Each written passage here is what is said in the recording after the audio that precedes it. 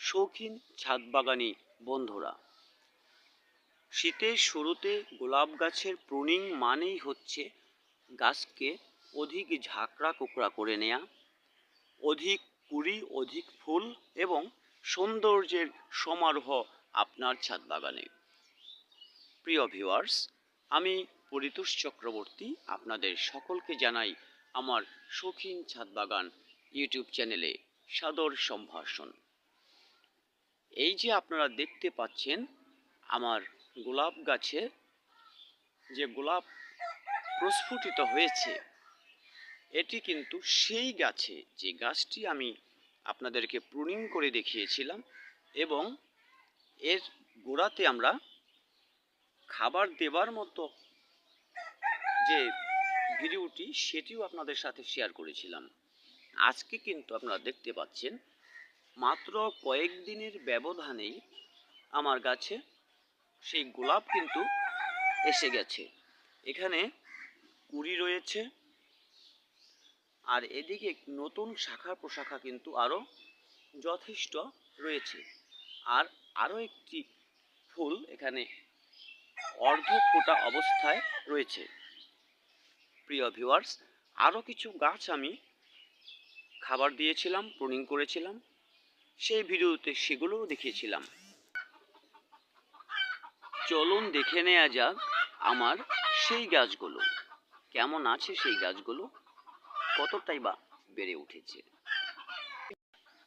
এটি আমার সেই গাছ যে গাছটি আমি আপনাদের প্রুনিং করে দেখিয়েছিলাম। দেখতে পাচ্ছেন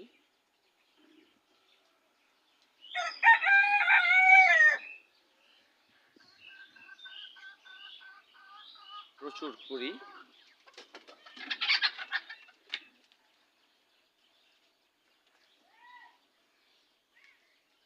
এখানে বেশ কটি ফুল রয়েছে। এটি সেই মিনিয়েচার যেটি প্রুনিং করেছিলাম। এটির মধ্যেও কিন্তু যথেষ্ট কুড়ি চলে এসছে। আরও দেখানো যাক। এই যে টবটি দেখতে পাচ্ছেন, গ্রো ব্যাগে আমি এখানে 3টে গাছ বসিয়েছিলাম। 3টের মধ্যে একটি হচ্ছে ব্ল্যাক রোজ আর দুটি হচ্ছে রেড রোজ। এটি হচ্ছে রেড রোজ। প্রুনিং পরবর্তী অবস্থাটা দেখতে পাচ্ছেন, প্রচুর কুড়ি এখানে আমরা পেয়ে গেছি। এদিকে দেখুন প্রত্যেকটা শাখায় প্রচুর কুড়ি, এপাশেও দেখছি আমরা। দেখুন প্রতিটা শাখায় কতটা কুড়ি চলে এসছে আপনারা দেখতে পাচ্ছেন। দেখুন প্রতিটা শাখায় এক একটি শাখায় একাধিক করে কুড়ি আছে এবং নতুনও বের হচ্ছে। একটু এক নজরে দেখলে ঠিক এভাবে দেখতে পাবেন। আমি আশা করছি এই গাছটিতে এবার আমি প্রচুর ফুল পাব, তবে অবশ্যই তার জন্য সঠিক সময় সঠিক খাবার ব্যবস্থা করতে হবে। প্রিয় ভিউয়ার্স, এখন আপনাদের মনে প্রশ্ন আসতে পারে, এভাবে নতুন ডগা নতুন কুড়ি এসে যাওয়ার পরে আমরা কি খাবার দেব? বন্ধুরা, আমরা এর আগে যে সর্ষের খোল গুঁড়ো করে এবং ডিমের খোসা গুঁড়ো করে মিক্স করে সে মিক্স খাবার দিয়েছিলাম এবং যে আমাদের ইপসম সল্ট একসাথে মিশিয়ে আমরা এর মধ্যে ব্যবহার করেছিলাম। সে খাবারগুলো কিন্তু ইপসম সল্ট যদিও দ্রুত রিলিজ হয়, কিন্তু সর্ষের খোলের গুঁড়ো এবং ডিমের খোসার গুঁড়ো সেগুলো কিন্তু স্লো রিলিজ। এটা স্লো রিলিজ ফার্টিলাইজার, এটা স্লোলি এই সারা বছরটা খাবার দেবে। কিন্তু এ মুহূর্তে এই নতুন কুঁড়ি, নতুন ডগা, নতুন করে ফুলের সাইজ বড় করে নেবার জন্য, এ ধরনের অনেকগুলো কারণের জন্য আমরা খাবার দেব সর্ষের খোল জলটা।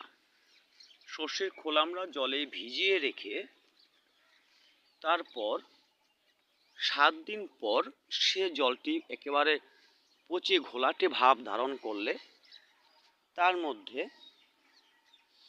1 কাপ জল, সর্ষের খোলের জলের সাথে 3 কাপ সাদা জল মিশিয়ে সেটিকে আমরা যে কোনো গাছে ব্যবহার করতে পারি।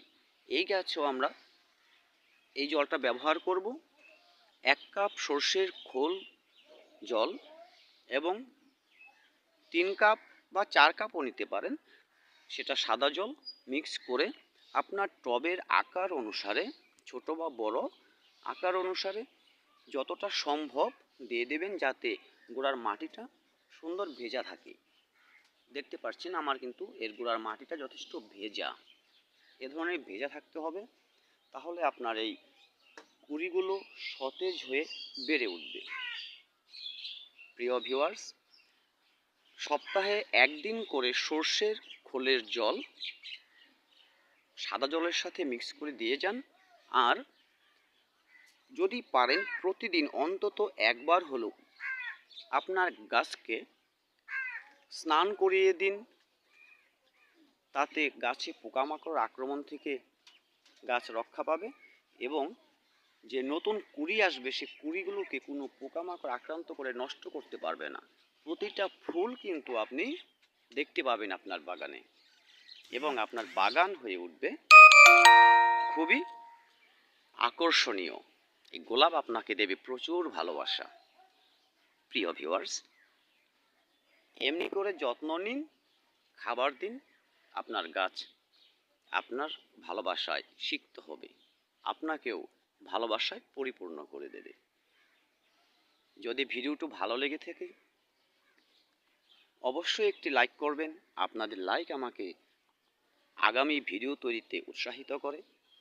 আর আপনাদের বন্ধু বান্ধবের সাথে এই ছোট্ট ছোট্ট টিপসগুলো অবশ্যই শেয়ার করুন, যাতে তারাও তাদের ছাদ বাগানকে সৌন্দর্যের সমারোহে সাজিয়ে নিতে পারে, পেতে পারে ফুলের প্রচুর ভালোবাসা, সুবাসিত ভালোবাসা।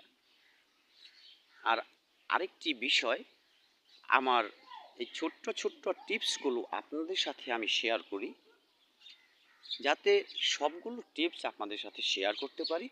আমার ভিডিওটি সাবস্ক্রাইব করে বেল আইকনটি চেপে রাখুন, যাতে আমিও আপনাদের ভালোবাসায় সিক্ত হয়ে পাশে থাকতে পারি আর আমার ভিডিওগুলি পৌঁছে দিতে পারি আপনাদের কাছে। ভিডিওটি দেখার জন্য ধন্যবাদ। দেখা হবে আগামী কোনো ভিডিওতে নতুন কোনো বিষয় নিয়ে। ততদিন ভালো থাকবেন সবাই।